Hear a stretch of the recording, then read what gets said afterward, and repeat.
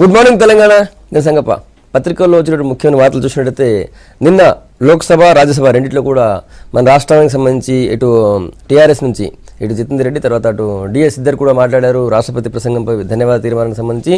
అందులో రాష్ట్రం కేంద్రానికి పూర్తిగా సహకరిస్తున్నప్పటికీ కేంద్రం మాకు అన్యాయం చేసింది, బడ్జెట్లో ఏమి ఇవ్వలేదని చెప్పి ఇద్దరు కూడా లోక్సభ రాజ్యసభలో కేంద్ర ప్రభుత్వంపై ఫైర్ అయ్యారు. ముఖ్యంగా ఎస్సీ వర్గీకరణకు సంబంధించి ఆల్రెడీ అఖిలపక్షానికి ప్రధానమంత్రి అపాయింట్మెంట్ ఇచ్చిన తర్వాత క్యాన్సిల్ చేశారు. ఇంత రాజకీయం చేస్తారా ఎస్సీ వర్గీకరణపై కూడా అని చెప్పి నిన్న జితేందర్ రెడ్డి ప్రశ్నించారు లోక్సభలో. ఆ వార్త అన్ని పత్రికలు కూడా ప్రధానంగా తీసుకున్నాయి. తర్వాత సీఎం టూర్ ఢిల్లీలో కొనసాగుతుంది. ఈరోజు రాష్ట్రపతితో సీఎం కేసీఆర్ భేటీ అవుతున్నారు. ఉస్మానియా యూనివర్సిటీ 100వ శతాబ్ది ఉత్సవాలకి ఆయన ఆహ్వానిస్తున్నారు. దానికి సంబంధించిన వార్త కూడా అన్ని పత్రికలు తీసుకున్నాయి. ఇక రెండవ వార్త చూసినట్టయితే టీఎస్పీఎస్ ద్వారా భారీ నోటిఫికేషన్ వచ్చేసింది.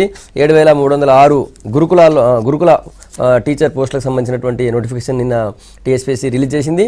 దానికి సంబంధించిన వార్త కూడా అన్ని పత్రికలు కూడా ఇంకో బ్యానర్గా ప్రధానంగా తీసుకున్నాయి.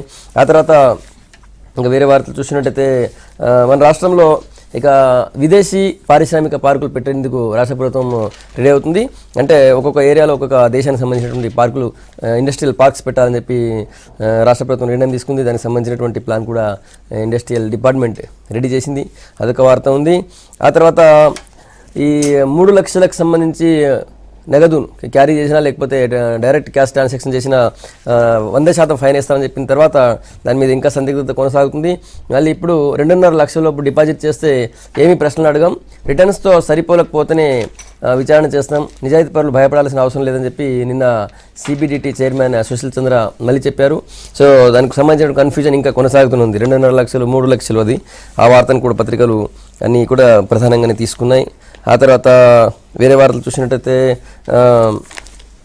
ట్రంప్కి సంబంధించి ఆల్రెడీ ఈ 7 ముస్లిం దేశాలకు సంబంధించిన ఇమిగ్రేషన్ని ఆయన నిషేధించాడు, ఆపేశాడు. ఆపితే దానికి కోర్టు ఆల్రెడీ స్టే ఇచ్చింది కదా, ఆ స్టేని తొలగించాలని చెప్పి ఆయన నిన్న మళ్ళీ అప్పీల్స్ కోర్టు పోతే అక్కడ కూడా ఆయనకు చుక్కెదురు కావడంతో ఆ జడ్జి పైన ఫైర్ అయ్యారు. ఆయన కూడా ఒక జడ్జి అయినా ఒకవేళ రేపు అమెరికాలో ఏమైనా జరిగితే కూడా దానికి జడ్జి బాధ్యత వహించాల్సి ఉంటుందని చెప్పి ట్వీట్ చేశారు ట్రంప్. ఆ వార్త కూడా అన్ని పత్రికలు తీసుకున్నాయి. ఇవి ముఖ్యంగా ఉన్నటువంటి వార్తలు. ఇప్పుడు కేంద్రానికి ఇంత సహకరించినా కూడా మనకు కేంద్ర ప్రభుత్వం ఎలాంటి సపోర్ట్ చేయట్లేదు, ఇంత అన్యాయం చేస్తుందని చెప్పి మన రాష్ట్ర ప్రభుత్వం భావిస్తుంది. దాని మీద మాట్లాడదాం. మనతో చర్చలో టీఆర్ఎస్ నుంచి దేవిప్రసాద్ గారు, తర్వాత కాంగ్రెస్ నుంచి కొనగల మహేష్ గారు మనతో ఉన్నారు. అటు వరంగల్ స్టూడియో నుంచి బీజేపీ నుంచి నరహరి వేణుగోపాల్ రెడ్డి గారు మనతో ఉన్నారు. దేవిప్రసాద్ గారు, ఎందుకు అలాంటి భావం కలిగింది? అట్లాంటి భావం ఎందుకు కలిగింది? కేంద్రానికి మనం ఎంత సపోర్ట్ చేసినా కూడా మాకు ఇచ్చే సహకారం ఇదా అని చెప్పి నిన్న అటు లోక్సభలో జితేందర్ రెడ్డి తర్వాత రాజ్యసభలో డిఎస్ ప్రశ్నించారు. ఇందులో మీకు ఎస్సీ వర్గీకరణకు సంబంధించి నిజంగానే రాజకీయం ఉందా? బీజేపీ రాజకీయం చేసిందా మీకు అపాయింట్మెంట్ ఇచ్చి క్యాన్సిల్ చేయడంలో?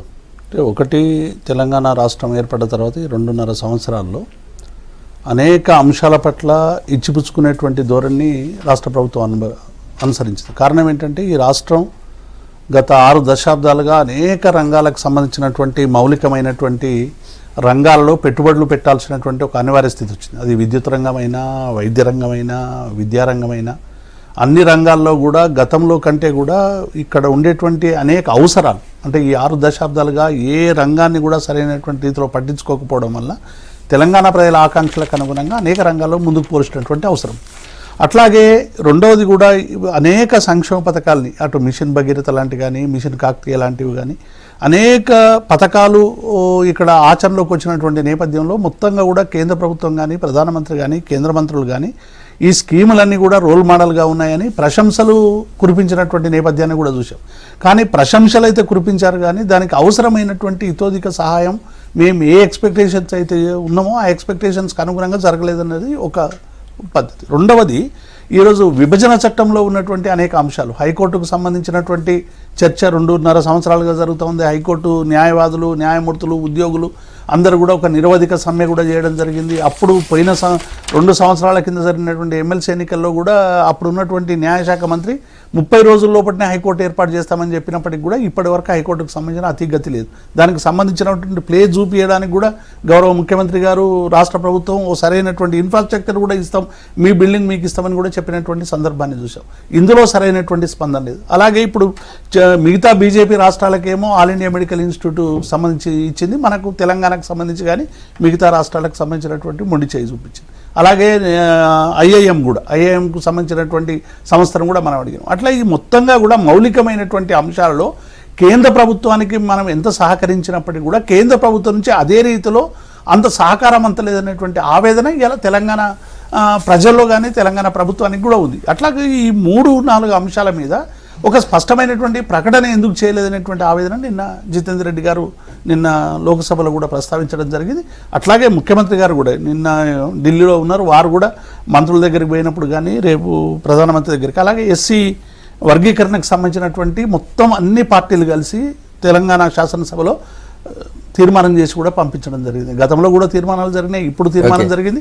కానీ దానికి సంబంధించినటువంటి మొత్తం అఖిలపక్షం పోవాలని వచ్చినటువంటి డిమాండ్ను పరిగణలోకి తీసుకొని అందరం కలిసి ప్రధానమంత్రి దగ్గరికి పోయి మనం ఏబిసిడి వర్గీకరణ వీలైనంత తొందరగా చేయాలని ప్రతిపాదన ముందు పెట్టడానికి ఒక అవసరమైనటువంటి కార్యాచరణకి లో భాగంగా అఖిలపక్షాన్ని తీసుకెళ్తా ఉంటే సడన్గా అపాయింట్మెంట్ రద్దయినటువంటి నేపథ్యాన్ని కూడా, ఈ అపాయింట్మెంట్ వెనక ఏమున్నది అనేటువంటిది కూడా ఇలా రకరకాలుగా వార్తలు వస్తున్నటువంటి నేపథ్యంలో కేంద్రం ఒకవేళ వాయిదా వేస్తే పలానా డేటుకు రమ్మని చెప్పొచ్చు. అటువంటి లేకుండా అప్రప్ట్గా డెలిగేషన్ రద్దు చేసి ఇప్పటి వరకు దానికి సంబంధించినటువంటి సమాచారం లేదు. కాబట్టి ఈ 3-4 అంశాల్లో మాకు సంబంధించినటువంటి ఆవేదన ఆగ్రహం ఉంది. దీన్ని సరైనటువంటి రీతిలో స్పందించాలి. వేణుగోపాల్ రెడ్డి గారు ఎందుకు కేంద్ర ప్రభుత్వానికి ఏ రాష్ట్రం సాయం చేయకపోయినా కూడా సహకారం చేయకపోయినా కూడా ముందు ఈవెన్ క్యాష్లెస్ ట్రాన్సాక్షన్ కూడా సపోర్ట్ చేసాం, అన్ని విషయాలు కూడా చెప్పారు దేవిప్రసాద్ గారు. ఎందుకు అట్లాంటి పరిస్థితి వచ్చింది? ముఖ్యమంత్రి గారు ఇప్పటికీ ప్రధానమంత్రిని మరి ప్రభుత్వం కేంద్రంలో రాష్ట్రంలో నూతన ప్రభుత్వాలు ఏర్పడ్డ కానీ అనేక సార్లు అపాయింట్మెంట్ అడిగారు, అనేక సార్లు అపాయింట్మెంట్ ఇచ్చారు, అనేక సార్లు కలిశారు, అనేక సార్లు తెలంగాణకు సంబంధించిన అంశాలు తీసుకెళ్లారు. ఒక్కసారి అపాయింట్మెంట్ ఏదో పని ఒత్తిడి కారణంగా కావచ్చు, ఏదైనా కావచ్చు, ప్రధానమంత్రి ఎందుకు చేశారనేది మనకు కూడా తెలియదు. కానీ చేసినంత మాత్రాన అపాయింట్మెంట్ పోస్ట్ పోన్ చేశారు తప్ప మొత్తం క్యాన్సిల్ చేయలేదు. మళ్ళీ మీకు డేట్ ఇస్తామని చెప్పారు, పత్రికలలో కూడా అట్లనే వచ్చింది. దానికి ఈగోస్ దెబ్బతిని మిన్ను విరిగి నెల మీద పడ్డట్టు అంతా పార్లమెంట్లో మాట్లాడడం, తెలంగాణ బీజేపీ ఒత్తిడి వల్లనే అపాయింట్మెంట్ క్యాన్సిల్ చేశారంటున్నారు. ఇవన్నీ ఊహాగానాలండి. బీజేపీ ఒత్తిడి చేస్తే ప్రధానమంత్రి ఒక ముఖ్యమంత్రికి ఇయ్యని పరిస్థితి ఎందుకు ఉంటుందండి? మీరు చెప్పారు కదా, మీకు మళ్ళీ డేట్ ఇస్తామని చెప్పారు. డేట్ ఇచ్చేదాకా కూడా ఓపిక లేకుండా దాన్ని రాజకీయం చేసి బీజేపీ ఆపారు. బీజేపీలో ఆపితే ఏమొస్తుంది చెప్పండి? ఇప్పుడు బీజేపీలో అపాయింట్మెంట్ ఆపితే ఎన్ని రోజులు ఆపుతారు? అట్లా ఆపితే అంటే ఒక ముఖ్యమంత్రి ఆయన ముఖ్యమంత్రులకు ప్రాధాన్యత ఇస్తాడు. కాకపోతే అక్కడ 5 రాష్ట్రాల ఎన్నికలు జరుగుతున్నాయి, ఆయన ప్రోగ్రామ్స్ ఉన్నాయి, ఏ పనులున్నాయి మనకు తెలియదు, ఒత్తిడి వల్ల చేసింది. ఇప్పుడు అట్లంటే మన ముఖ్యమంత్రి గారు కూడా చాలా అపాయింట్మెంట్ క్యాన్సిల్ చేశారు. చాలామందికి మంత్రులకు కానీ ఇంకా అనేక మంది ప్రతిపక్ష నాయకులకు కానీ అపాయింట్మెంట్ ఇవ్వని పరిస్థితి. ఇప్పుడు మాకు కూడా రాష్ట్ర నాయకులు ఎన్నోసార్లు మా శాసనసభ పక్ష నాయకులు పెడితే అపాయింట్మెంట్ ఇవ్వని రోజులు ఉన్నాయి. మరి అవన్నీ మేము అట్నే రాజకీయం చేసినాం. ఇప్పుడు కోదండరామ్ సార్కు తెలంగాణ వచ్చినా కానీ ముఖ్యమంత్రి అయినా కానీ ఇప్పటికీ అపాయింట్మెంట్ ఇవ్వలేదు. ఇప్పుడు రాజకీయాలు చేయదలుచుకుంటే దేనైనా రాజకీయం చేయొచ్చు. అపాయింట్మెంట్ అనేది జస్ట్ పోస్ట్ పోన్. అది ఆ పోస్ట్ పోన్ దాన్ని ఇంత రాజకీయం చేయాల్సిన అవసరమే ఉన్నది. ఇప్పుడు దశాబ్దాల నుంచి నడుస్తున్నది దండోరా కార్యక్రమం, ఒక 4 రోజులకే మొత్తం మునిగిపోయింది. అది ఇప్పుడు మరి మందకృష్ణ ఏం మాట్లాడతలేడు కదా. కాబట్టి ఇప్పుడు రాష్ట్ర సమస్యలు ఉన్నాయి, ప్రధానమంత్రి దృష్టికి తీసుకుపోవాలనుకున్నారు, అదే రాజ్యాంగం హక్కు, వాళ్ళు పోవాల్సిన అవసరం ఉన్నది, వాళ్ళ అపాయింట్మెంట్ అవసరం ఉన్నది, అన్నీ ఉన్నాయి. కానీ దాన్ని మీకు అపాయింట్మెంట్ పర్మనెంట్ ఏమైనా నోటీస్ చేసిండ్రా? అట్లా కాదు కదా. 4 రోజులు పోస్ట్ పోన్ చేసి మీకు డేట్ ఇస్తామన్నారు. దానికి ఇంత చేయాల్సిన అవసరం లేదని నా అభిప్రాయం. ముఖ్యమంత్రి రాష్ట్రానికి ఏమి ఇవ్వలేదు, రాజకీయం ఉన్నదని రుద్ది దాన్ని రాజకీయం చేయాల్సిన అవసరం ఇవాళ కాకపోతే రేపైనా ఇస్తారు. దండోరా ఇష్యూ ఇప్పుడు ఏం కొత్తది కాదు కదా. ఓకే, వేణుగోపాల్ రెడ్డి గారు దాని గురించి చెప్పారు. కేంద్రానికి ఎంత సహకరించినా కూడా మనకి రాష్ట్రానికి ఇవ్వాల్సిన ఏమి ఇవ్వలేదు, విభజన చట్టం ఇవ్వలేదు, పైగా కేంద్రానికి సహకరిస్తలేదా కేంద్రం? ఇప్పుడు కేంద్రానికి సహకరిస్తున్నాం అంటే రాష్ట్రానికి ఏమన్నా మేము వ్యతిరేక ఉన్నా? రాష్ట్రానికి సహకరిస్తామా? రాష్ట్రానికి రాష్ట్రం యొక్క హక్కులను ఏమైనా కాల రాస్తున్నామా? రాష్ట్రానికి రావాల్సిన ప్రాజెక్టులు కానీ నిధులు కానీ ఇప్పటికి రావడం లేదా? మరి అవన్నీ మళ్ళీ లిస్ట్ అవుట్ చేసుకొని మళ్ళీ చదువుకోనా? నేను చెప్పుడు కాదండి, అసెంబ్లీలో చెప్పిండండి ముఖ్యమంత్రి గారు స్వయంగా.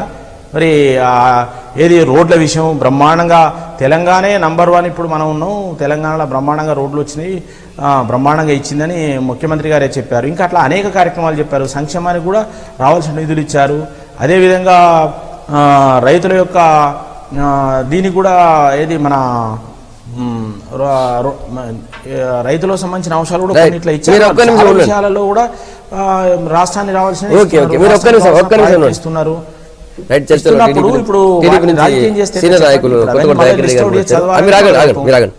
మహేష్ గారు ఈ ఇష్యూని ఎట్లా చూస్తారు? కేంద్రం రాష్ట్రం అంటే నిన్నటిది కొంచెం విచారకరమైనటువంటి సందర్భం. తెలంగాణ ప్రజలకు కూడా అర్థమైంది ఇప్పటి వరకు ఈ దేశంలో కేంద్ర రాష్ట్ర సంబంధాలు ఫెడరల్ స్ఫూర్తితో నడవాలి. మనం ఏం కట్టుబానిసలం కాదు, 29 రాష్ట్రాల కేంద్రానికి బానిసలుగా ఉండాలనేది ఏం కాదు.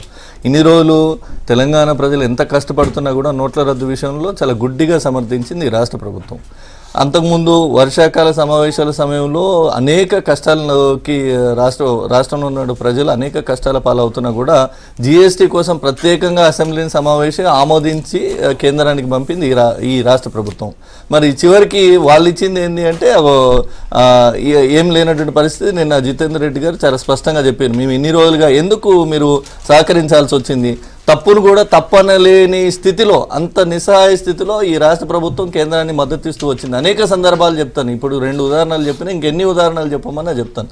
కానీ తెలంగాణ ప్రజలకు నష్టం జరుగుతుందని తెలిసిన, తెలంగాణకు ఖజానాకు నష్టం జరుగుతుందని తెలిసిన, తెలంగాణ అభివృద్ధికి వాళ్ళు ఏమాత్రం తోడ్పాటును అందిస్తలేరని తెలిసినా కూడా గుడ్డిగా సమర్థిస్తూ వచ్చి ఈరోజు పార్లమెంట్లో నిలబడి వాళ్ళు సహకరిస్తలేరంటే వాళ్ళు సహకరిస్తారని ఎప్పుడని చెప్పిండ్రా? ఈ 2.5 ఏళ్లలో ఎప్పుడైనా సహకరించారా? రైతులకు ఇచ్చే కరువు ఇన్పుట్ సబ్సిడీ నిధులు, కరువు నిధులే పూర్తిగా పంపలేదు కేంద్రము. ఈ రాష్ట్రానికి కాదు, ఏ రాష్ట్రానికి పంపలేదు. సో అట్లాంటి ప్రభుత్వాన్ని గుడ్డిగా సమర్థించి 2.5 సంవత్సరాలు అయిపోయిన తర్వాత ఇలా మీరు మాకు అన్యాయం చేసిండ్రు అని అంటే వాళ్ళు అన్యాయం చేస్తూనే ఉన్నారు. మరి మీరు సమర్థులని వాళ్ళ నుంచి ముక్కుబిండి వసూలు చేసుకొచ్చి రాష్ట్రాన్ని ఏదో అభివృద్ధి చేస్తారని కదా మీ చేతులు పెట్టింది రాష్ట్ర ప్రజలు మిమ్మల్ని నమ్మి. మీరు అప్పటిదాకా 2.5 సంవత్సరాలు చట్టాపట్టాలు వేసుకొని తిరిగి తెలంగాణ బీజేపీ నాయకులేమో డబుల్ బెడ్రూమ్ ఇల్లునో లేదంటే మిషన్ భగీరథనో కమిషన్ కాకతీయనో తిట్ల పురాణంతో మొదలు పెడతారు. ఢిల్లీ నుంచి బీజేపీ పెద్దలు వచ్చి దీన్ని ఆకాశానికి ఎత్తి ఇది ఒక అద్భుతం, అసలు దేశం మొత్తం కేసీఆర్ని ఆదర్శంగా తీసుకుంటుంది, ఆయన మాతో కూర్చున్న ప్రతిసారి నీళ్ళ గురించే మాట్లాడుతున్నారని వాళ్ళు చెప్పిపోతారు. మరి వీళ్ళ లవ్ స్టోరీ ఏందో అర్థమవుతుంది ఇప్పటికీ తెలంగాణ ప్రజలకు. నిన్నటితో స్పష్టమైంది, మొన్న బడ్జెట్లో తెలంగాణకు దక్కింది గుండు శూన్యము. తర్వాత ఈ విభజన చట్టంలో వచ్చిన కనీసం హక్కు ద్వారా సంక్రమించిన ఆ హామీలను కూడా మనం అమలు చేసుకోలేని స్థితిలో, అమలు చేయని దుస్థితిలో కేంద్రం ఉంటే అమలు చేసుకోలేని స్థితిలో మీరు ఇంకెందుకు అధికారంలో? మరి తెలంగాణ ప్రజల యొక్క హక్కుల కోసం పోరాడతారనే మీ చేతిలో పెట్టిండ్రు. ఈరోజు ఆ హక్కులు ఏవి కూడా అమలు కాని నేపథ్యంలో మరి మీరు సమీక్షించుకోవాలి, మిమ్మల్ని ఎందుకు అధికారంలో కూర్చోబెట్టిరు తెలంగాణ ప్రజలు, మీరు ఏం చేస్తున్నారు? పార్లమెంట్లో ఒక్కరోజు ఆవేదనతో పోదు, మళ్ళా మిగిలిన 360 రోజులు పోడుకుంటా ఉంటారు ఒకరినొకరు. ఒక్క పార్లమెంట్ సమావేశాలు వచ్చినప్పుడు మాత్రం మాకు అన్యాయం జరిగిందంటే ఊరుకుంటారా? దానికి ఇద్దరు అధికార ప్రతినిధులు ఉన్నారు ఢిల్లీలో, వాళ్ళకి ఫాలోఅప్లు ఉండాలా? నిధులు JNNURM నిధులు 1660 కోట్ల నిధులు మన్మోహన్ సింగ్ గారికి శాంక్షన్ చేసిపోతే ఇప్పటివరకు రాష్ట్ర ప్రభుత్వానికి రానటువంటి పరిస్థితి. ఇంకే ఏమి మాట్లాడతాం సంగప్ప గారు చెప్పండి? వీళ్ళ చిత్తశుద్ధిని శంకించాల్సి వస్తుంది. ఇంకోటి వర్గీకరణ మళ్ళొక్కసారి ఇది ఒక రాజకీయ ఓటు బ్యాంక్ రాజకీయంగా మార్చే ప్రయత్నం కనబడుతుంది తప్ప దీనిలో చిత్తశుద్ధి కనబడతలేదు. మీరు ఒకవేళ మీకు చిత్తశుద్ధి ఉందని ఈ రాష్ట్ర ముఖ్యమంత్రి కేసీఆర్ గారు చెప్పాలనుకుంటే, దళిత వర్గాలు మీరు తీసుకునే నిర్ణయాన్ని హర్షించాలనుకుంటే మాత్రం రాజ్యాంగ సవరణ బిల్లు పార్లమెంట్లో పెట్టి ఆమోదింపజేసుకుని తెలంగాణకు వస్తే తప్ప ఈ దళితులు మిమ్మల్ని క్షమించే పరిస్థితి ఉండదు. రెడ్డి గారు మీ అభిప్రాయం ఈ ఇష్యూ మీద? కాంగ్రెస్ పార్టీ ఆవేదన ఏమో నాకు అర్థం కావడం. ఈరోజు MRPS యొక్క ఉద్యమ ఫలితంగా వచ్చినటువంటి ఫలితం దగ్గరకు వస్తున్న సందర్భంగా జరిగిన సందర్భం ఇది. ప్రధానమంత్రి గారి అపాయింట్మెంట్ ఇవాళ ఒక్కరోజే క్యాన్సిల్ కాలేదు. గతంలో కాంగ్రెస్ గవర్నమెంటే ఉండి కాంగ్రెస్ ముఖ్యమంత్రులకే కనీసం ఇంట్లోకి కూడా ఎంటర్ చేయని కాలాలు ఉన్నాయి. సో ఇప్పుడున్నది ఎలక్షన్ల టైం కాబట్టి కొంత సర్దుబాటు ఏదైనా ఉంటే ముఖ్యమంత్రికి ప్రధానమంత్రికి ఇద్దరికే తెలిసి ఉండాలి, ఆ PMOకు CMOకు. ఆ విధంగా చూడాలి తప్ప దీన్ని ఏదో అవమానకరంగా ఇబ్బందికరంగా వచ్చే అవసరంలా. ఒకవేళ ఆ రకంగా చూడాల్సి వస్తే 3 సంవత్సరాల నుంచి పలు సందర్భాల్లో ముఖ్యమంత్రి గారు ప్రధానమంత్రిని కలిసిండ్రు, కానీ ఏ సందర్భంలో కూడా ఈ యొక్క దళితుల యొక్క సమస్య అనేటువంటి ఈ యొక్క వర్గీకరణ గురించి ఊసు కూడా ఎత్తలేదు. ఇప్పుడు అఖిలపక్షం తీసుకెళ్తామంటున్నారు. నేను అడుగుతున్న ఆల్ పార్టీకి 3 సంవత్సరాలు ఎందుకు పట్టిందండి? అసెంబ్లీలో గత అసెంబ్లీలో అన్ని పార్టీలు తీర్మానం చేసినాయి, అంతకుముందు ఉమ్మడి రాష్ట్రంలో చేసినాయి, ఈ అసెంబ్లీలో కూడా చేసినారు. చేసిన ముసాయిదాన్ని తీసుకొని పోవచ్చు. సరే సందర్భం వచ్చింది కాబట్టి ఒత్తిడి పెరిగింది. ఇది ఎక్కడ వచ్చింది సమస్య? మందకృష్ణ మాధవ్ గారు చీఫ్ సెక్రటరీకి ఒక లెటర్ పెట్టినారు ఎస్సీ ఎస్టీ ఫండ్స్ డైవర్షన్ విషయంలో కానీ దాని మీద. ఆ తర్వాత వచ్చిన ఒత్తిడి, సభలు జరగడం, ఇంకా ఒత్తిడి పెరగడంతో సెంట్రల్ గవర్నమెంట్ కూడా వెంకయ్య నాయుడు గారు కూడా అన్ని రాష్ట్రాలకు లెటర్ రాస్తూ తప్పకుండా దీనివైపు మేము ఉన్నామని చెప్పడం బహిరంగ సభలో, దాంతోపాటుగా ముందుకు పోవడం అనేది జరిగింది. ఆ సందర్భంలో ఎలక్షన్స్ వచ్చినాయి. ఎలక్షన్స్ వచ్చిన సందర్భాన్ని ముఖ్యమంత్రి గారు ఎంచుకోవడం కొంత పొరపాటు ఏమని అనిపిస్తూ ఉంది. నేను వ్యక్తిగతంగా నేను చెప్తా ఉన్నా, కొంత ముందుకో వెనక్కో జరుపుకుంటే బాగుండేది. సరే, వారు అపాయింట్మెంట్ ఇస్తేనే పోయినారంటే ఇదే సమస్య మీద అఖిలపక్షాన్ని తెస్తానంటేనే ఇచ్చినారా, ముఖ్యమంత్రి గారు వస్తానంటే ఇచ్చినారా అది తెలియదు. 5 రాష్ట్రాల ఎన్నికల కోసం ప్రధానమంత్రి దేశంలో ఉన్నటువంటి ఇష్యూస్ అన్నింటిని పక్కన పెడతారా? ఏ దేశంలో డెఫినెట్గా ప్రభావితం చేసేటి ఎలక్షన్ కమిషన్ దృష్టి కూడా పోయే పరిస్థితి ఉంది ఈ ఇష్యూలో. కాబట్టి కొంత సమయమే ఉండొచ్చు. దీని పెద్ద వివాదాస్పదం చేయాల్సిన అవసరం లేదు. అందరూ కూడా అంగీకరించినటువంటి ఈ సమస్యను సామరస్యంగా పరిష్కార ధోరణిలో ముందుకు ముఖ్యమంత్రి గారు తీసుకెళ్తున్న సందర్భాన్ని జాగ్రత్తగా తీసుకెళ్తే అయిపోతుంది. దీనికి ఇంత పెద్ద ఇది అక్కర్లేదే. కాంగ్రెస్ పార్టీ అక్కడ ఇక్కడ అధికారంలో ఉంది. ఉషా మేరా కమిషన్ ఎవరిది, మీరా కుమార్ ఎవరు, వీళ్ళందరూ అధికారంలో వీళ్ళందరూ చేయకుండా మరి ఇవాళ ఎందుకు మీరు కేంద్రంలో రాష్ట్రపతి ఎందుకు బిల్లు మీరు దళితుల పట్ల కూడా మొసలి కన్నీలే. నాడు చంద్రబాబు ప్రభుత్వం పెట్టినటువంటి కుంపటిది ఆ రోజు నుంచి ఈ రోజు వరకు కూడా మొసలి కన్నీరే కారుతా ఉంది. అంటే కాంగ్రెస్ పార్టీ ఓట్లు వాడుకొని ఏ కన్నీరు గార్చింది గుర్తుపట్టలేదా? అలా ఒక ప్రయత్నం జరుగుతా దగ్గరకు వచ్చి తెలుగుదేశం పార్టీ అయినా కాంగ్రెస్ పార్టీ అయినా వర్గీకరణ మీద ఇప్పటికే తీర్మానాలు చేసినాయి. కాంగ్రెస్ పార్టీ తీర్మానం చేసినప్పుడు అక్కడ ప్రభుత్వం ఎవరిదో లేదు, వీళ్ళ ప్రభుత్వమే ఉన్నది. ప్రభుత్వం ఉన్నప్పుడు అవసరమైనటువంటి చేయకుండా ఇలా దాన్ని గాలికి వదిలేసి, అంటే కేవలం తీర్మానాలు చేసి చేతులు దులుపుకోవాలి తప్ప దానికి సంబంధించినటువంటి కార్యాచరణ చేయొద్దనేటువంటి క్రమంలో స్ట్రాటజీ ఏమనిందో మాకు తెలియదు. కానీ ఇలా అఖిలపక్షం కావాలని చెప్పి అటు ఎంఆర్పిఎస్ నుంచి కానీ మిగతా ప్రజా సంఘాల నుంచి కానీ అందరి నుంచి కానీ వచ్చినటువంటి డిమాండ్ను దృష్టిలో పెట్టుకొని అందరం కలిసిపోయి ప్రధానమంత్రిని అడుగుదామని గౌరవ ముఖ్యమంత్రి గారి నాయకత్వంలో అఖిలపక్షాన్ని తీసుకుపోదామని ఒక ప్రయత్నం జరిగింది. అంటే వెంటనే పోగానే ఇది అవుతుందని కాదు, మొత్తం రాష్ట్రానికి సంబంధించినటువంటి తీర్మానం చేసినాం. ఇలా అన్ని రాజకీయ పక్షాలు కూడా ఏబిసిడి వర్గీకరణకు అనుకూలంగా ఉన్నాయి, మీరు నిర్ణయం తీసుకోండి అని చెప్పి ఒక ఒత్తిడి తీసుకురావడానికి క్రమంలో భాగంగా పెట్టినటువంటి అపాయింట్మెంట్ ఇది రద్దు. వేణుగోపాల్ రెడ్డి గారు అన్నట్టు రద్దు చేసినరా ఇంకేం చేసినా అనేది వాళ్ళు ఇలా బయట వార్తలు వస్తున్నటువంటి నేపథ్యం ఏంటంటే ఇది ఒక రాజకీయ కోణంలో రద్దు అయింది. తెలంగాణ బీజేపీకి సంబంధించినటువంటి నాయకులందరూ కూడా ఈ క్రెడిట్ ఎవరికో దక్కడానికి వీలు లేదనే కొంత ఫ్లో అయింది అని అంటా ఉన్నారు. దానికి సమాధానం చెప్పలేదు. ఇది రాజకీయం చేయడానికి ఏం లేదు ఇక్కడ. డెఫినెట్ గా బీజేపీ పార్టీ నుంచి అన్ని పార్టీలు కూడా ఇవాళ ఈ తీర్మానాన్ని అమలు చేయాలని అడిగినాయి. డెఫినెట్ గా మళ్ళీ తెలంగాణ బీజేపీ ఒత్తిడి పెట్టాలి, అందరం కలిసి పోవాలి, పోయి ఏబిసిడి వర్గీకరణ సాధించడానికి ముందుకు వాళ్ళగా తీర్మానాలు చేద్దాం, వదిలేద్దాం. ఎవరైనా తీర్మానానికి ప్రయత్నం చేస్తే మీరు ఏం చేయలేదని చెప్పి బురద చల్లుతామని అనే పద్ధతి సరైనది కాదనేటువంటి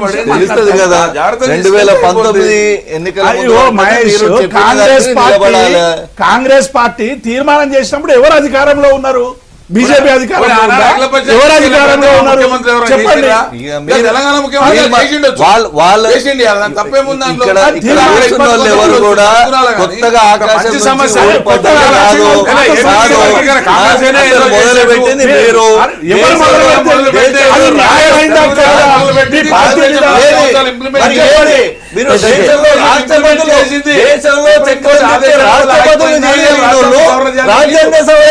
లేకపోయినారు రాష్ట్రపతులను మార్చిన అబ్దుల్ కలాం దీన్ని రాష్ట్రపతిని చేసిన అన్నాడు చంద్రబాబు. రాజ్యాంగ సంవత్సరాలు మేము అధికారంలో ఇంప్లిమెంట్ చేస్తే ఆనాడు కాంగ్రెస్ అధికారంలో ఉండి దాన్ని ఎందుకు టేకప్ చేయలేదు రాజ్యాంగ సవరణకు? దానికి సూటిగా సమాధానం రాజకీయ కోణంలో తొక్కి పెట్టలేదా? ఒక్క నిమిషం, రాజకీయ కోణంలో మీరు తొక్కి పెట్టలేదా? పట్టించుకున్నారా? పట్టించుకోలేదు. నేను చెప్తా రాజకీయ పూర్తి రాజకీయం ఉమ్మడి తెలంగాణ రాష్ట్రంలో ఉన్న సామాజిక సమీకరణాలు వేరు. నాడు దళితుల్లో ఎక్కువ శాతం మంది ఆపోజ్ చేసిన మాట వాస్తవం. సంవత్సరాల మాట్లాడు. కాలంలో ఈ రోజు తెలంగాణ దాన్ని రాష్ట్రంలో పక్కకు పెట్టేసింది. దీనికి కేంద్రం అనుకూలంగా ఉంది. మద్దతుగా ఎక్కువ మంది ఎక్కువగా వాడుకొని వాళ్ళ దళితులు వాళ్ళు ఇంకొక ఇష్యూ ఏ మోరల్స్ ఏమున్నాయి వాళ్ళకి వీరన్న, మాట్లాడతారు ఒక్క నిమిషం. ఇప్పుడు తెలంగాణ వర్గీకరణను వాడుకొని వదిలేసిన వాళ్ళు. నేపథ్యంలోనే వాళ్ళు ఏం అసెంబ్లీలో చేశారు? అందరం కలిసి దళితులకు అన్ని ఏం మాట్లాడతారు వాళ్ళు? అసలు వర్గీకరణ లేక వాళ్ళకి ఏం రైట్స్? వాళ్ళందరి డిమాండ్ ఇవాళ కాంగ్రెస్ ఏకగ్రీవంగా ఏబిసిడి వర్గీకరణ సాధించాలని. ఇవాళ ఈ రెండు రాష్ట్రాలు ఏర్పడిన తర్వాత కాంగ్రెస్ పార్టీలో ఏమైనా వైఖరి మారిందా? ఇంకా పార్టీలో ఏమైనా వైఖరి మారిందా? మారినట్టయితే నేనైతే అదొక చూడలేదు. issue. అందరి అభిప్రాయం ఒకే రకంగా ఉంది కాబట్టి దీన్ని ముందుకు తీసుకుపోతున్నటువంటి అవసరం ఉందని భావిస్తున్నాం. మహేష్ గారు ఇంతకుముందు ఒక ఇష్యూ కూడా అన్నారు. సరే అదొక ఇష్యూ మాట్లాడుతూ సరే మీరు సాధించుకోవడం మన హక్కులు సాధించుకోవడం వల్ల మీరు ఫెయిల్ అయ్యారా, వాళ్ళు మోసం చేశారా, మీ లవ్ స్టోరీ ఇప్పుడు బయటపడింది, మళ్ళీ 364 డేస్ మీరు పొగుడుతూ ఉంటున్నారు. సంగప్ప గారు కేంద్రంతో ఎప్పుడు ఎనిమిగా ఉండి కేంద్రానికి రాష్ట్రానికి మధ్య తగాదాలు ఉండాలని మేము కోరుకోవడం లేదు. మా హక్కులకు సంబంధించినటువంటి డెఫినెట్ గా ఇవాళ నిన్న ప్రసంగంలో వచ్చినటువంటి బడ్జెట్ కాంటెక్స్ట్ రిలవెంట్ ఇది. ఈ బడ్జెట్ కు సంబంధించి తెలంగాణ ప్రాంత ప్రజల ఆకాంక్షలకు అనుగుణంగా ఇందులో మాకు రావాల్సినటువంటి న్యాయమైనటువంటి వాటా రాలేదని ఇలా మా పార్లమెంట్ సభ్యులు ఇలా ఆవేదనతో ప్రశ్నించినటువంటి సందర్భం. మేము ఏమంటున్నామంటే ఇలా ఐఐఎం కానీ ఏఎంఎస్ కానీ మిగతా విషయాలు ఇప్పుడు తెలంగాణకు సంబంధించినటువంటి మా ఎందుకు మొండి చేయి చూపించాల్సి మీకు జిఎస్టీలో మేమేం గుడ్డిగా సహకరించలేదు. డెఫినెట్ గా అనివార్యంగా దేశవ్యాప్తంగా వస్తున్నటువంటి పన్నుల స్వరూపాన్ని మార్చే ఫెడరల్ స్ఫూర్తికి కొంత విరుద్ధమైనప్పటికీ కూడా ఇవాళ కేంద్రానికి మద్దతు పలికినాం. రెండవది ఇవాళ మహేష్ గారు చెప్తుంటే మేము గుడ్డిగా డిమానిటైజేషన్ మేము సమర్థించలేదు. మేక్ ఇన్ లైన్ అని చెప్పిన వాళ్ళు తర్వాత దిష్టి బొమ్మల దగ్గర పెట్టడానికి వచ్చిండ్రు. లైన్లు కట్టండి, లైన్ లో సహకరించండి మీ నాయకులు చెప్పిన తర్వాత దిష్టి బొమ్మలకు ఎవరు తెచ్చిండ్రు? మేము ఏమంటున్నామంటే ఇవాళ డెఫినెట్ గా మేము గుడ్డిగా సమర్థించలేదు. ఇందులో ఉన్నటువంటి హడిల్స్ అన్ని కూడా ప్రధానమంత్రిని కలిసి ఈ సమస్యలని కూడా పరిష్కరించాల్సినటువంటి అవసరం ఉంది. రాష్ట్రాలకి ఇబ్బందులు కలిగేటువంటి అవకాశం ఉంది. మేము ఎక్కడ గుడ్డిగా సమర్థించలేదు. అవసరం వచ్చినప్పుడు సమర్థిస్తాం, అవసరం వచ్చినప్పుడు వ్యతిరేకిస్తాం. రాష్ట్ర ముఖ్యమంత్రి హోదాలో కేసీఆర్ గారు ఈ దేశంలో మొదటిగా ముఖ్యమంత్రిగా PM ను కలిసిండ్రు, మోడీని కలిసిండ్రు. ఏ విషయం మీద? డిమానిటర్ నోట రద్దు అంశం మీద. అక్కడ ఇచ్చిన అప్లికేషన్లనేమో దేశం అంతా మా రాష్ట్రం అంతా తగలబడిపోతుంది, అనార్గనైజ్ సెక్టర్, అసంఘటిత కార్మిక రంగం నష్టపోతుంది, రోజు 10 లక్షల ఉద్యోగాలు అంటే ఉద్యోగాలు ఇన్ ద సెన్స్ కార్మికులకు పని దినాలు పోతున్నాయి, ఈ లెక్కన నష్టం జరుగుతుంది. ఇది ఒక చెప్పినారా రిప్రజెంటేషన్ ఇచ్చింది, కాపీ ఉంది నా దగ్గర. అదే చెప్తున్నా, అక్కడ ఇచ్చిన రిప్రజెంటేషన్ లో ఇన్ని డీటెయిల్స్ వద్దండి. నేను కావాలంటే ఇచ్చిన రిప్రజెంటేషన్ అది పబ్లిక్ గా ఉంది, డొమైన్ లో ఉంది, మీరు చూసుకోవచ్చు కావాలంటే. ఇంత నష్టం జరిగిందనే మాట ఈ రోజు వచ్చి సాక్షి పేపర్ మొత్తం అది ప్రింట్ చేసింది, కావాలంటే మీరు చదవచ్చు దయచేసి. నేను ఒక మాట చెప్తా, ఇక్కడ వచ్చి అయిపోయింది, ఎండాకాలం పోయింది, వానాకాలం వాస్తవాలు ప్రజలకు చేరొద్దు. వీళ్ళ లక్ష్యం అది. వాస్తవాలు ఇచ్చిన అప్లికేషన్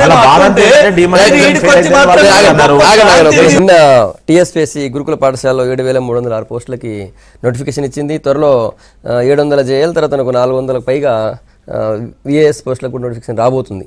దానికి సంబంధించిన వార్తలన్నీ పత్రికలు తీసుకున్నాయి. దయాకర్ రెడ్డి గారు, గురుకుల పాఠశాలలు పెంచడము, తర్వాత పెంచినా కూడా టీచర్ లేరు అని మీరు ప్రతిపక్షాలు అడిగినాయి. సో దీంతో టీచర్ పోస్టులు కూడా రెడీ చేస్తున్నారు. సో నెక్స్ట్ ఇయర్ నుంచి గురుకుల పాఠశాలలో బాగా KG to PG ఎక్కడ పోయిందో తెలీదు. ఈ హరీష్ రావు గారు స్టేట్మెంట్ ఇచ్చినాడు, ఇన్ని వందల కోట్లు పాఠశాల ఉన్న పాఠశాల అభివృద్ధికి వెచ్చించినామని. ఎక్కడుందో ఎక్కడ కనపడతలేదు. టాయిలెట్స్ కానీ, కాంపౌండ్ వాల్స్ కానీ, ప్లే గ్రౌండ్స్ కానీ ఎక్కడా లేని పరిస్థితి ఇవాళ ఉంది. ప్లస్ గురుకుల పాఠశాల అనేటువంటి కాన్సెప్ట్ ఎన్టీ రామారావు గారు తీసుకొచ్చినారు.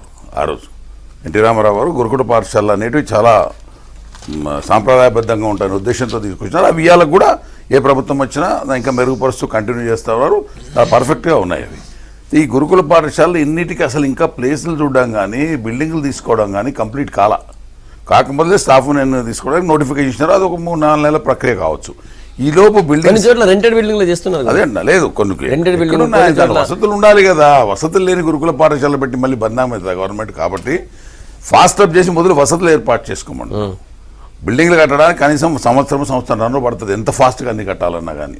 మనకు ఉండేటువంటి ఆర్థిక ఇబ్బంది వల్ల తక్షణం కూడా సహకారం కాకపోవచ్చు. ప్లస్ గురుకుల పాఠశాల అనేసరికి సబ్జెక్ట్ టు కరెక్షన్, మరి మీరు మహేష్ అందులో కరెక్ట్ చేయాలా. సెంట్రల్ గవర్నమెంట్ ఫండ్ కూడా కొంత అటాచ్మెంట్ అవుద్ది గురుకుల పాఠశాల నాకు తెలిసి. కాబట్టి ఇవాళ ఆ పరిస్థితి ఉందా లేదా ఇండి గురుకుల పాఠశాలకు అనేది తెలియదు. అప్పుడు ఉండేటువంటిది కాన్స్టిట్యున్సీకి ఒకటి లేకుంటే జిల్లాకు 2-3 ఆ రకంగా ఉండేవి, నవోదయ కానీ గురుకుల కానీ వాటికి అటాచ్మెంట్ ఉండేది. కానీ ఇప్పుడు అది ఉందా లేదా తెలియదు. అవేవి లేకుండా ఒకేసారి దాని మీదకి పోవడం వల్ల మరి ప్రయోజనాలు ఉంటాయా లేదా చూసుకుంటే బాగుంటుంది ప్రభుత్వం. సరే ఎనియో స్టాఫ్ నియమించిన తర్వాత మరి ప్లేసెస్ ఒకటి ఉండాల్సిన బాధ్యత అయితే మనకైతే ఉంటుంది. ఇన్ఫ్రాస్ట్రక్చర్ పెంచాలంటారు ఫస్ట్. దాంతోపాటు మీరు ఇంతకుముందు మీరు క్లోజ్ చేశారు కేసు. ఇవాళ ఏ పొజిషన్లో ఉన్నామంటే మీరు చెప్పినటువంటి ఏబిసిడి వర్గీకరణ తెలంగాణ అసోసియేషన్ సందర్భంగా, తెలంగాణ ఇచ్చే సందర్భంగా ఏ రకంగా జరిగింది? అన్ని రాజకీయ పార్టీలు కూడా ఏ కోణంలో ఆలోచన చేసినాయి? రాజకీయ కోణంలో ఆలోచన చేసి అదే కాంగ్రెస్ పార్టీ మొదలై ఇచ్చింటే బెనిఫిట్ ఉండని ఇవాళ ఆలోచన చేస్తూ ఉంది.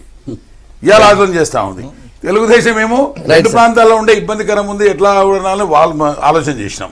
ఇవన్నీ దృష్టిలో పెట్టుకుంటే ఇవాళ వేడిగా ఉన్నప్పుడే కొట్టాలి అనే పద్ధతిలో ఇవాళ ఉంది. దీనివల్ల కొంత ఇబ్బందికరమైన ఒక మంచి ఇష్యూ కాబట్టి ఒక టైంలో కంప్లీట్ చేయడం. మొదటి నుంచి సంగప్ప గారు గురుకుల పాఠశాలలు సరే, ప్రకటన సరే, కానీ అమలు విధానం ఏందని మొదటి నుంచి ప్రతిపక్షాలుగా మేము డిమాండ్ చేస్తా ఉన్నాం.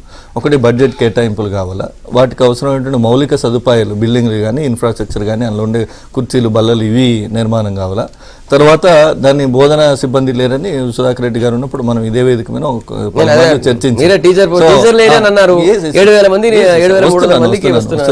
సో మొదటి 2 ఇంకా కాలేదు. 3వది టీచర్ల భర్తీకి నోటిఫికేషన్ వచ్చింది. ఇళ్ళకంగానే పండుగ కాదు ఎట్లనో ఈరోజు నోటిఫికేషన్ రాగానే రిక్రూట్మెంట్ కాదనేది వాస్తవం. ఎందుకంటే గతంలో ఇచ్చిన నోటిఫికేషన్ టెట్ పాస్ అయిన వాళ్ళు డిఎస్సి కోసం వెయిట్ చేస్తూ ఉన్నారు, వాళ్ళ పెండింగ్ ఉంది. ఈ రాష్ట్రంలో రాష్ట్రం ఏర్పడిన రోజున 1,07,000 ఉద్యోగాలు ఉంటే ఈరోజు 2,02,000 ఉద్యోగాలు ఖాళీలు ఏర్పడినమాట వాస్తవం. వీటికి నోటిఫికేషన్స్ 16,000 పోస్టులకు నోటిఫికేషన్స్, నిన్నటి ఈ నోటిఫికేషన్ కలుపుకుంటే 24,000 నోటిఫికేషన్ ఇచ్చినట్టు. 24,000 నోటిఫికేషన్లో 6,000 మాత్రమే రిక్రూట్ అయి ఉన్నాయి. ఇప్పుడు వీటికంటే అప్లికేషన్లో పెట్టుకోలేదనుకోండి, అంటే రాష్ట్ర ప్రభుత్వం నోటిఫికేషన్స్ ఇవ్వడం ద్వారా నిరుద్యోగుల్లో ఒక రకమైన అసంతృప్తి పెళ్ళుబిక్కుతున్న ఆ నేపథ్యాన్ని తీసుకొని టక్కన నోటిఫికేషన్ అనగానే ఎవరి పని చేసుకుంటాడు అనుకోండి. కానీ నోటిఫికేషన్ల పేరుతో వాళ్ళు ఇంకా ఏజ్ బార్ అయ్యేటువంటి పరిస్థితి, పెళ్లిలకు దూరం ఉన్నటువంటి పరిస్థితి, యూనివర్సిటీలలో వాళ్ళ యొక్క దీన స్థితి చూస్తే నిరుద్యోగులది ఆ రకమైన. సరే వీళ్ళు ఎవరో కాదు, అంతా నా ఏజ్ వాళ్ళే కాబట్టి యూనివర్సిటీ ఉద్యమాల్లో కలిసి పనిచేస్తాం కాబట్టి చెప్తున్నాను. మేమేమో రాజకీయాలకు వాళ్ళేమో చదువుతూ అట్టనే గవర్నమెంట్ వైపు ఆశగా చూస్తున్నారు ఎప్పుడు నోటిఫికేషన్ వస్తుంది. నోటిఫికేషన్ జరగగానే వచ్చింది, కానీ టైం బౌండ్ నోటిఫికేషన్ ఉండాలి. ఒక 6 నెలల్లో మీకు ఉద్యోగం వస్తుంది. 4 నుంచి 10 తారీఖు వరకు అప్లికేషన్ ఇంతకు ముందు చెప్తాను, అప్లికేషన్ డేట్ ఉంటుంది, ఎగ్జామ్ రాస్తారు, అయిపోతుంది, దాని రిజల్ట్ రాదు. స్వాగతించాలండి ఇప్పుడు, ఎందుకంటే ప్రభుత్వం చొరవ తీసుకొని ఒక 7,306 పోస్టులు ఇవ్వడం అనేది నిజంగా కూడా స్వాగతించాలి. ఎందుకంటే సరే స్టెప్ బై స్టెప్ నిధులు చూసుకుంటూ దీంట్లో ఇన్ఫ్రాస్ట్రక్చర్కు కేంద్ర ప్రభుత్వం నుంచి కూడా నిధులు ఉన్నాయి. తర్వాత దాంతోపాటు ఇప్పుడు కొత్తగా ఏమి ఇస్తలేదు, అంతకుముందు నుంచి కూడా ఇస్తున్నారు, ఇప్పుడు కూడా ఇస్తున్నారు. సరే ప్రభుత్వం ఒక మంచి నిర్ణయం తీసుకొని దానికి పోస్టులు కూడా నోటిఫికేషన్ ఇచ్చి అప్లికేషన్ పెట్టుకోమని చెప్పి ముందుకు పోతున్నది. కాబట్టి దానికి ముందే శాపనార్థాలు పెట్టి ఇది అవుతుందా పోతుంది అనడం సరైనది కాదు. దాన్ని ముందుకు పోవాలని కోరుకుందాము. మంచి గురుకుల పాఠశాలలు మంచిగా నడవాలి, అందులో సోషల్ వెల్ఫేరు సంబంధించిన మరి పేద పిల్లలందరూ కూడా బాగా చదువుకొని ముందుకు రావాలని మనం కోరుకుందాం. ప్రభుత్వం ఒక మంచి లక్ష్యంతో ముందుకు పోతుంటే తప్పనిసరి సపోర్ట్ చేద్దాం. ఒకవేళ అందులో రేపు ఫ్యూచర్లో ఏదైనా అనుకున్న ప్రకారం చేయనప్పుడు తప్పనిసరి మాట్లాడే అవకాశం ఉంటుంది. కానీ మనం ముందే దానికి శాపాలు పెట్టడం కరెక్ట్ కాదు, దాన్ని స్వాగతిద్దామని నా అభిప్రాయం. Right sir. నిజానికి కూడా రెసిడెన్షియల్ స్కూల్ పిల్లలు మొన్న చూసాం అజిమ్ ప్రేమ్జీ యూనివర్సిటీలో అలా చదివినటువంటి పిల్లలకి 33 మందికి సీట్ వచ్చింది. తర్వాత మొన్న ఈవెన్ నీట్లో కూడా 34 మందికి సీట్ వచ్చింది. నీట్లో వాళ్ళు సీట్ సాధించారు. సరే చెప్పండి. భారతదేశంలోనే తెలంగాణ ప్రాంతంలో ఉన్నటువంటి గురుకుల పాఠశాలలు మొదటి నుంచి కూడా సర్వేలు తీసుకున్నా, మీరు ఏ పాఠశాలలు తీసుకున్నా ఒక అత్యున్నతమైనటువంటి విద్యా ప్రమాణాలు పాటించేటువంటి సంస్థల్లో ఇవాళ మనం చేరిపోవడం అనేది మన రాష్ట్రంగా మనం అందరం కూడా గర్వపడాల్సినటువంటి అంశం. కాబట్టి ఈ విద్యను వీలైనంత మేరకు అన్ని వర్గాలకు అందించాలని రాష్ట్ర ప్రభుత్వం తీసుకున్నటువంటి నిర్ణయంలో భాగంగా ఇలా మైనార్టీ రెసిడెన్షియల్ దాదాపు 77 సంబంధించినటువంటి మైనార్టీ, తర్వాత ప్రతి కాన్స్టిట్యున్సీకి ఒక బీసీ రెసిడెన్షియల్ చేయాలని కూడా రాష్ట్ర ప్రభుత్వం నిర్ణయం తీసుకున్నది. అట్లా బోగా మొత్తంగా కూడా రెసిడెన్షియల్ స్కూల్ దాదాపు 700కు పైగా గతంలో ఒక డిగ్రీ కాలేజ్ ప్రారంభించాలంటే రకరకాల సమస్యలతో కొట్టుమిట్టాడేవాళ్ళం. ఇవాళ మీ నారాయణఖేడ్లోనే నిన్న ఒక డిగ్రీ కళాశాల ప్రారంభం అయిపోయింది. కాబట్టి ఇవాళ రెసిడెన్షియల్ బిల్డింగ్లు ఎక్కడ కడతలేను. మీరు ఒక్క ఉదాహరణ, మీరు నారాయణఖేడ్ నుంచి లైన్ తీసుకుంటే మీ ప్రాంతాన్ని నుంచి నిన్న ఒక జేఎన్టీయూ యూనివర్సిటీ లాగా ఇవాళ రెసిడెన్షియల్కు సంబంధించినటువంటి బిల్డింగ్స్ అన్ని కూడా కంప్లీట్ అయ్యి నిన్న ప్రారంభోత్సవం చేసినాం. ఇది కేవలం ప్రకటనలు ఆచరణలు కాదు. మహేష్ చెప్పినట్టు ప్రకటన వచ్చింది 7,306కు ప్రభుత్వం నుంచి ప్రకటన కాదు, ఇది టీఎస్పీఎస్సీ నుంచి ఒక టైం బౌండ్ షెడ్యూల్ ప్రోగ్రామ్ లో భాగంగా వచ్చింది. 1.5 year లో అయింది. 1.5 year లో ఒక సంవత్సరం 3 నెలలు, ఒక సంవత్సరం 3 నెలలు అంటున్నా, ఒక సంవత్సరం 3 నెలలు ఏదైతే ఎన్నికల ముందు ప్రకటించిందో అన్ని భవనాలు ప్రారంభమైనాయి. గతంలో నారాయణఖేడ్లో ఒక భవనం కనబడుతుంది, ఇలా పోతే 10 ప్రభుత్వ భవనాలు కనబడతా ఉన్నాయి. మీరు చూడండి, క్షేత్రస్థాయికి అనుగుణంగా మాట్లాడండి. నేను ఏమంటున్నానండి, 7,306 నియామకాలు ఇవాళ పబ్లిక్ సర్వీస్ కమిషన్ ఆన్లైన్ తీసుకున్నది, వీటిని ప్రకటిస్తారు, ఉద్యోగాలకు సంబంధించినటువంటి జరుగుతుంది. ఇది కూడా ఇళ్ళకగానే పండుగ కదంటే అపాయింట్మెంట్ ఆర్డర్ ఇచ్చినాక జీతం ఇచ్చేదాకా అలికిన పండుగ కాదని మాట్లాడితే క్షేత్రస్థాయికి సంబంధించి అవును, కాంగ్రెస్ పార్టీలో 91 PSC ఇంకా నడుస్తూనే ఉన్నది, వివాదాలు నడుస్తూనే ఉన్నాయి. ఈ వివాదాలకు సంబంధించి ఇంకా చాలా ఉంటాయి. నేను ఏమంటున్నా అంటే ఒక మంచి నిర్ణయం జరుగుతున్నప్పుడు దాన్ని మొదలు ప్రకటించండి, కానీ ఇళ్ళ 7,300 ఇచ్చిన లాభం లేదు. ఇంత ప్రామాణికమైనటువంటి విద్యను అవసరమైనటువంటి విద్యను అందించేటువంటి ప్రయత్నం చేస్తూ ఉంటే ఆ ప్రయత్నాన్ని కూడా మీరు స్వాగతించే పరిస్థితి లేకుంటే ఎట్లా? కాబట్టి ఇవాళ అందరికీ విద్యను అందించాలనేటువంటి లక్ష్యంతో ఇన్ని గురుకుల పాఠశాలలు కానీ, బీసీ మైనార్టీ రెసిడెన్షియల్ కానీ, మైనార్టీకి సంబంధించినవి కానీ అవడం అనేటువంటి ఒక హిస్టారికల్ రోల్. ఇవాళ ఒక డిగ్రీ కాలేజ్ మనం తెచ్చుకోలేకపోయినాం, చెప్పండి, స్టాటిస్టిక్స్ చెప్పండి. ప్రభుత్వం వచ్చిన తర్వాతనే చేసిన ప్రకటనకు ఆచరణలో అమలైన విధానానికి తేడాలు ఉన్నాయి కాబట్టి ఇది కూడా అట్లా మారకూడదు మాట మీకు సహాయకంగా చెప్పినాము. మీకు ఆ సద్విమర్శను స్వీకరించే హుందాతనం కూడా మీరు తీసుకోవాలా. రెండోది బడ్జెట్ దీనికి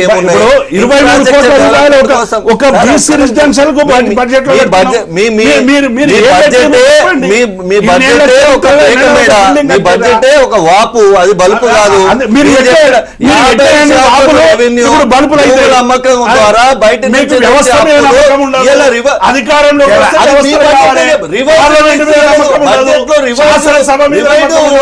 శాసన మండలి మీద నమ్మకం ఉండదు, మీకు చర్చల మీద నమ్మకం ఉండదు, ప్రయాసమే ఉండదు.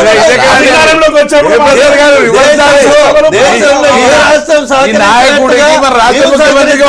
నమ్మకం లేదనేది అధికారంలో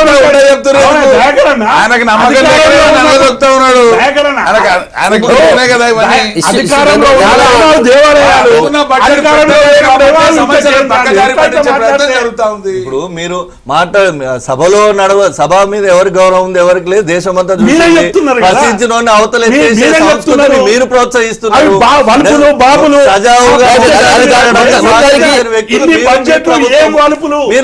చెప్పండి, మంత్రులను పక్కన పెట్టి అన్నిటికీ సమాధానం ఇచ్చి మాట్లాడే ప్రతి మాటకు రాష్ట్ర గురుకుల పాఠశాలలు అయితే దేశవ్యాప్తంగా పేరు పొందినాయి. మొత్తం దేశమంతా మన రాష్ట్ర పెట్టారు. టీచర్ పోస్టులు వచ్చినాయి, 6 నెలల లోపల రిక్రూట్ చేస్తారా?